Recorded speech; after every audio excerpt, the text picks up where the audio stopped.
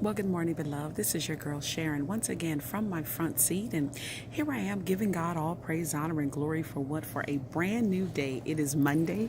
It is the start of a brand new work week, and for that we ought to be glad. Be it that your work week is in the home, in the classroom, as a student. Amen. We are here, and for that I am so grateful. Something I forgot to share on last week, the 19th, no, last week, the 3rd. So, in a few months, Lord willing, I will celebrate 23 years with my current employer. And on the 3rd of January, I celebrated 19 years in the department in which I do work.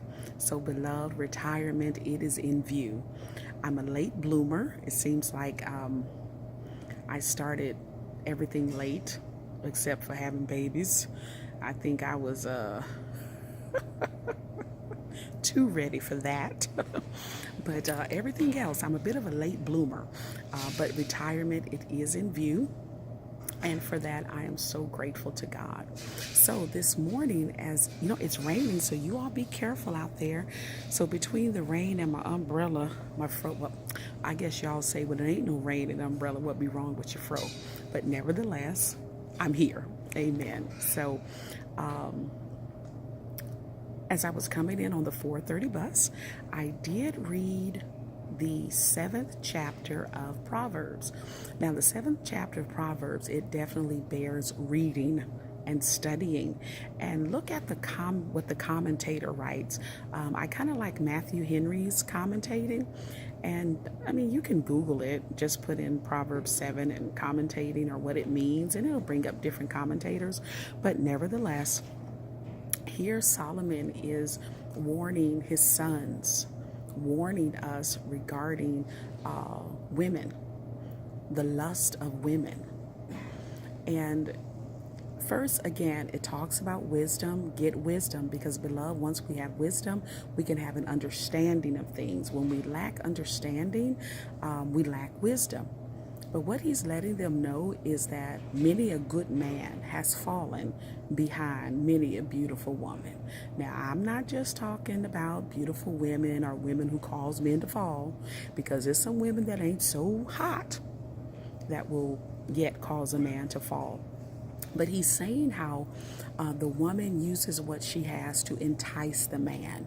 Oh, her boudoir, her bed is full of beautiful tapestry. She smells good. She looks good. She's cunning in her speech, the way in which she walks, and how many a good man has fallen behind her. She even says, come on over to my house. The man of the house, he's gone, and he's on a trip, and he's going to be gone for a long time. Why? Because he took a whole lot of money with him in his wallet. So just come on over to my place. And then he goes on to say how the men, just like an ox going to the slaughter, or a fool ready to go for his demise, does what? Just follows right behind her.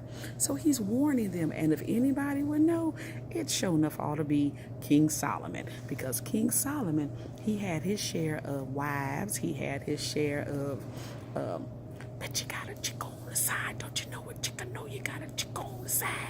Y'all remember that song? I was a little girl, but I do remember that song. Okay, now that's going to be in my head all day. Lord help me, Jesus. But nevertheless, he's warning the men to get wisdom. So men, get wisdom. Women, leave them men alone. Put some clothes on. Be kind. Be modest in everything. All right. Nevertheless, to the women as well, get wisdom.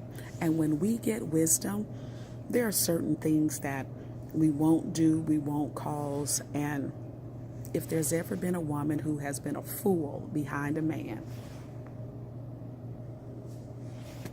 I so thank God for my deliverance. I so thank God for being set free. I so thank God for the life in which I live today. And I'm just going to leave that right there. Nevertheless, I'm here, and guess what? I go back to school starting today. So September 4th, I had surgery on my hand. So I did not do the fall semesters. I did not do the winter session, but I'm back to work now. I'm feeling a whole lot better. And so I start school on today. And guess what, beloved? Your girl is a junior. Now, I don't know how all this stuff works, but I have enough, I guess, units or credits, however it works, that I am a junior in college. And I remember when I started, you all helped me so much. I'm like, what is a this and what is a that? And you all would message me and you would tell me how to find this or that. You would hit me up on Facebook and you would say, oh, all you got to do is this or that. You have given me books that were lifesavers and I still use to this day. And I'm just so grateful for all of your kind words. And I would have been ready for graduation December of this year, but when my dad passed away, I set that semester out. When my husband took ill and had open heart surgery, I set that semester out. And I'm so grateful to God that those events in my life, they all started at the start of the semester. So I was able to, I guess it's called withdraw or drop before, I was penalized. So I'm actually slated to walk summer of 2020. So yeah, I'm excited, and your girl's back in school. She's a junior, and I'm grateful. So I'm about to say, let me get off this phone, heat up my oatmeal, eat my breakfast, get upstairs so I can render unto Caesar those things which belong unto Caesar. And if it be the Lord's will, we will meet again on tomorrow. From where? From my front seat. And before I say deuces, I want to encourage all of you. Many of you started fasting or just being a bit more steadfast in your walk with the Lord on last week. Many are starting today. Beloved, be encouraged. If you should fall by the wayside, don't quit. Just start back. Just get back up again. And fasting, it's between you and God. You and God. And so if you get weak, talk to someone else. Speak to someone else who is also fasting. And then you can be like partners and accountability partners for one another. And beloved, the key is to just start. Just start. All right? So this is your girl, Sharon. I'm out, y'all. Deuces.